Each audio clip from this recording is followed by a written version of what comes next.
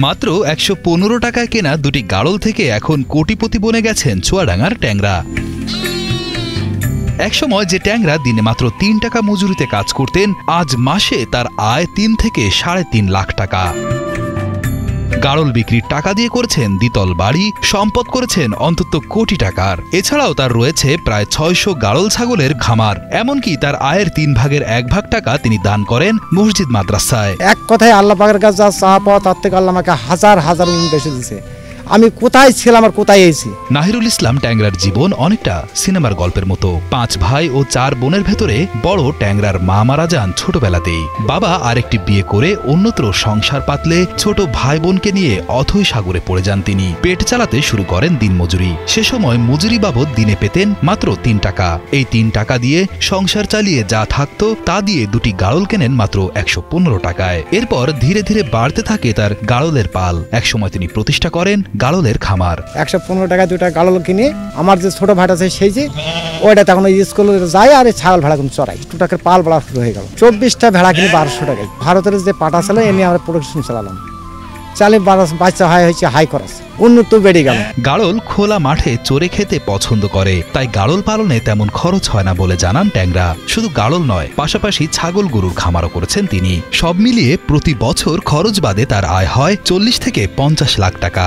জমি কিনেছেন ২৭ বিঘা, যার বর্তমান মূল্য কোটি টাকার উপরে। গাড়ি বাড়ি দুটাই করেছি। রোডে আমার ট্রাকও ছিল, হয়তো বা ছেলের খেসালতের ট্রাকটা আমি বেশি দিয়েছি। গরুর খামার আলাদা, ছাগলের খামার আলাদা, গাড়ল খামার আলাদা, দোতলা বাসাও বানিয়েছি একটা।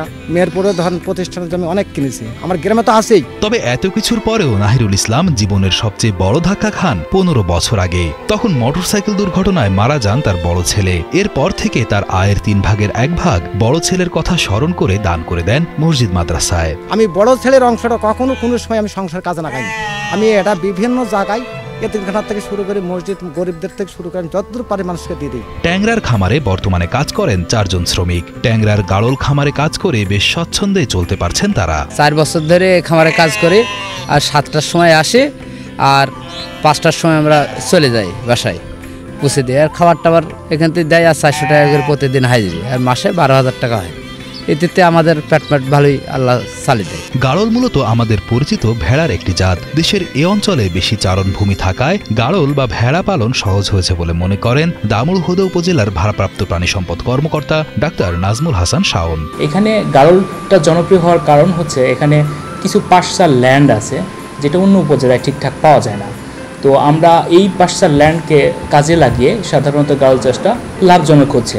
গাড়ল পালন করে একদম দিনমজুর থেকে কোটিপতি বনে যাওয়া নাহিরুল ইসলাম ট্যাংরা যেন নিজেই এক অনুপ্রেরণার নাম।